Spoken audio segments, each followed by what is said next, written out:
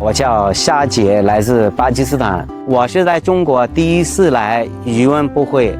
怎么去跟别人交朋友都需要勇气。我就特别喜欢“勇”这个字。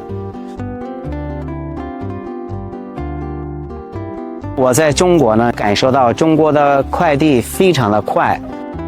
再加上庞大的这么多的电商平台，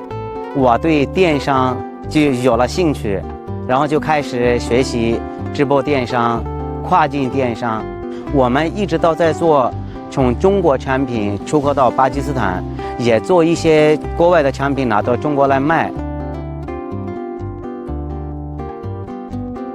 一带一路来了之后，改善了我们营商环境，改善了巴基斯坦的基础设施，给我们普通老百姓有上千数万个工作岗位，路铺得特别好，所以农民就大面积的开始种植，因为他们不怕卖不出去东西。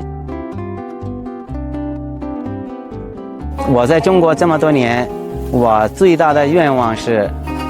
我可以做中巴之间的一个桥梁，中巴之间的文化交流的使者。